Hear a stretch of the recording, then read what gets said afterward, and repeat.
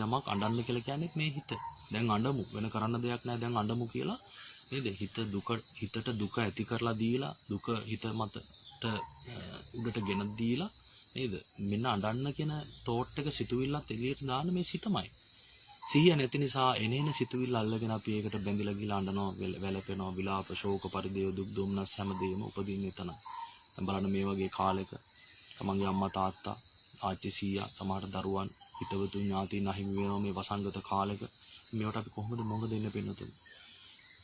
අපිට මේ අෂ්ටලෝක ධර්මයෙන් පැනලා යන්න බෑ. ඒකට මොහොත දෙන එක අතරින්න බෑ, නවත්තන්න බෑ. එහෙනම් මේක තියෙන හොඳම දේ වාග්යතුන් වහන්සේ දේශනා කර ආකාරයෙන් අන මේ සිත අපි අවබෝධ කරගත්තොත් එද හිතට එන හැම සිතුවිල්ලක්ම දැන් අපිට කවුරුර වැරද්දක් කරා දැන් ගහන්න, බනින්න, වෛර කරන්න, පලි ගන්න, සත්ව ඝාතනය කරන්න එහෙම කියන්නේ මේ හිතමයි.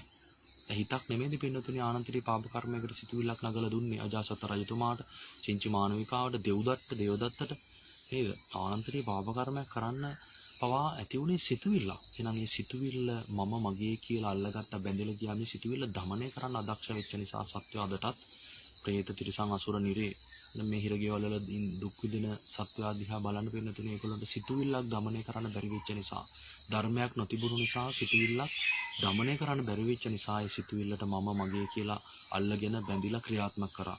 නම් භාග්‍යතුන් වහන්සේ දේශනා කරනවා මේ සිතුවිල්ල ඔබට අයිති නෑ. මනස ඔබට අයිති නැත්තම් මේ මනසේ උපදින සිතුවිල්ල මිරිඟුවක් වගේ දෙයක්, මායාකාරී දෙයක්, දීබබුලක් වගේ අස්ථිර දෙයක්, රූපේ කියන පෙනපිනක් වගේ නිස්සාර දෙයක්. එහෙනම් මේ සිතුවිල්ල මේ හැම දෙයක්ම ප්‍රත්‍යයෙන් උපදින සිතුවිල්ල කෙසේනම් මම මගේ වෙන්නද? ඒ කිසිවක් මම මගේ ආත්මේ නොවේ. ඒක අනාත්ම දෙයක්, අපේ පාලනයෙන් තොර දෙයක්. හේතු නිසා හටගන්න දෙයක් තමයි සිත. සිතුවිල්ල මේ හැමදේම මේ විඳීම් හඳුනා ගැනීම චේතනා හැමදේම සැප දුක්ඛ දුක්ඛම සුඛ කියන විඳීම් හැමදේම එහෙනම් ඒ කිසිවක් මම මගේ ආත්මේ කියලා අල්ලගන්න එපා, බැඳෙන්න එපා. සිහියෙන් නේද අපේ සත්‍යා පෙන්නතුනේ සිතේ කීකරු සේවකයෙක් 16ක් බවට පත් වෙලා ඉන්නේ. නේද? හිත අන දෙනවා, ක්‍රියාත්මක වෙනවා. හිත කියනවා මේක කරන්න, හිත කියනවා අනුන්ට ගහන්න, බනින්න, පන්සිල් කඩන්න කියලා. ඒ ෂණේ ඒක ක්‍රියාත්මක කරන්න තමයි සත්‍යා සංසාරයක් පුරා හුරු වෙලා ඉන්නේ. මොකද ඊට අදාළ කෙලෙස් ධර්ම, ආශ්‍රව ධර්ම පුහුණුව හොඳට හිතට තියෙනවා. නේද? හිත නිසා තමයි එහෙනම් සත්‍යෝ හිරගෙවල වල ගියේ. සතර අපායට වැටුනේ. പ്രേත තිරිසන් අසුර නිරේට. එහෙනම් මොකද හිත দমনය කරගන්න බැරි වෙච්ච නිසා. හැබැයි දක්ෂ මිනිස්සු, පින්වන්ත මිනිස්සු මේ හිත দমনය කරා, හිතෙන් ප්‍රයෝජන ගත්තා. හිත නිවැරදිව පරිහරණය කළොත් අන්න හිත අපිව මනුෂ්‍ය දිව බ්‍රහ්ම සුගතිගාමී සැප දක්වාම ගෙනියන්න පුළුවන්.